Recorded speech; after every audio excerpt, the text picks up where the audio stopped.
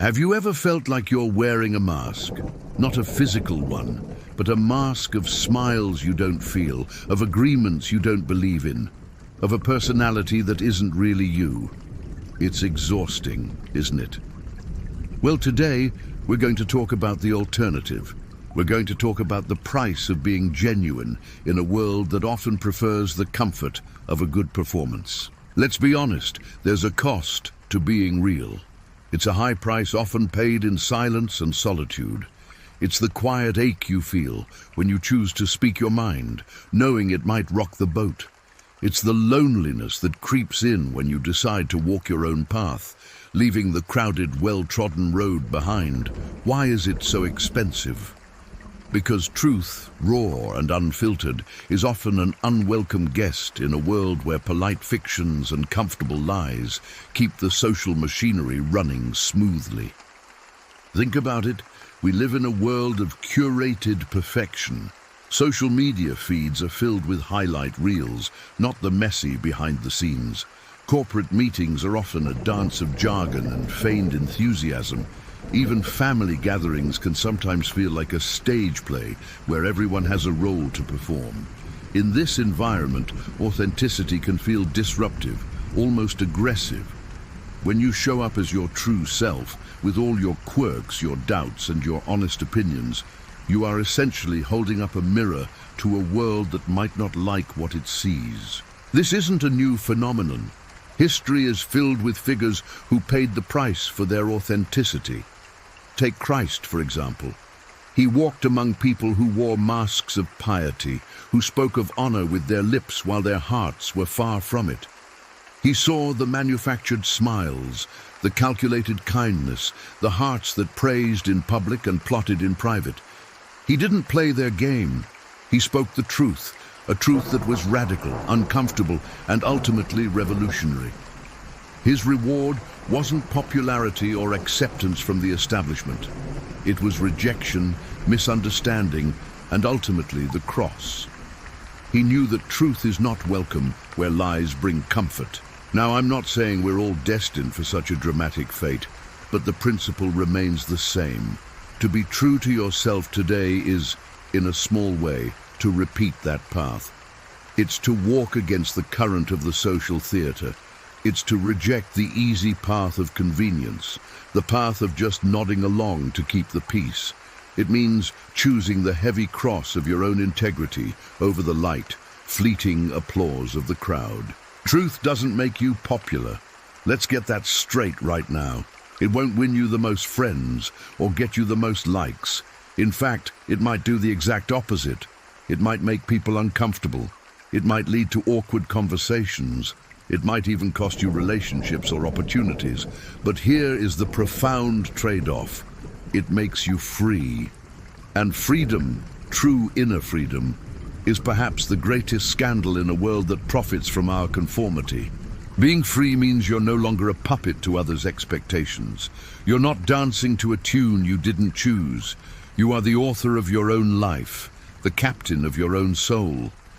This kind of freedom is scandalous because it can't be bought, sold, or controlled. It's a power that resides entirely within you, and when people see that, it can be intimidating. It challenges their own compromises, their own masks. This journey of authenticity is also a journey of awakening. The more you shed your own masks, the more clearly you see the masks on others. It's like your vision sharpens. You start to notice the subtle inconsistencies between words and actions.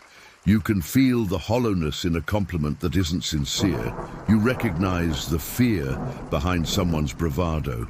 The world, which once seemed so straightforward, reveals itself as a complex stage full of actors. And as you awaken, a strange paradox emerges. You begin to realize that sincerity is a form of exile. You might feel like an outsider, looking in on a game you no longer want to play.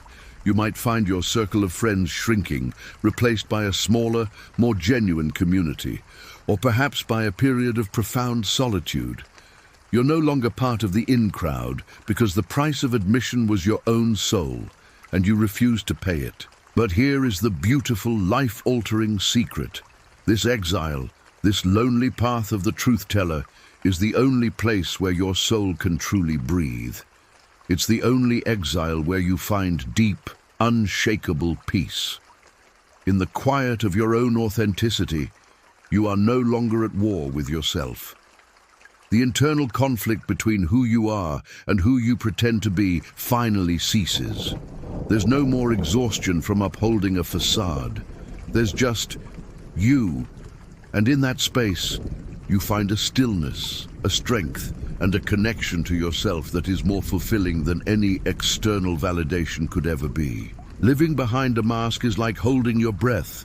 You can do it for a while, maybe even a long while, but eventually you have to exhale.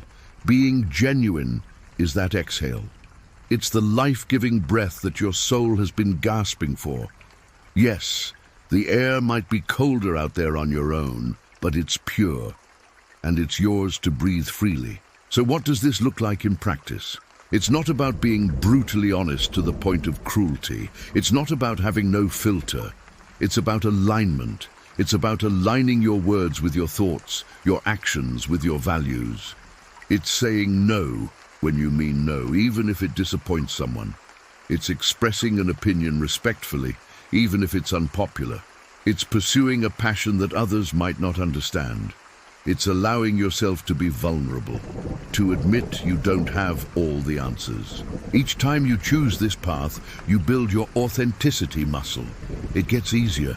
The fear of judgment lessens, and the joy of being yourself grows. You start attracting people who love you for who you are, not for the character you play. These connections are deeper, more resilient, and infinitely more rewarding. In a world of masks, being genuine is a quiet rebellion. It's a revolutionary act of self-love. It's a commitment to living a life of substance over a life of style. The price is real, yes. It can be lonely. But the reward is a peace that the world cannot give and cannot take away. It is the priceless gift of being truly, completely, and unapologetically yourself. It is the only exile where the soul finds its home. Thank you so much for joining me on this deep dive today. If this resonated with you, I'd love to hear your thoughts in the comments. What is one small step you can take this week to be more genuine? Don't forget to like this video if you found it valuable, and subscribe to the channel for more conversations that matter. Until next time, be true to yourself.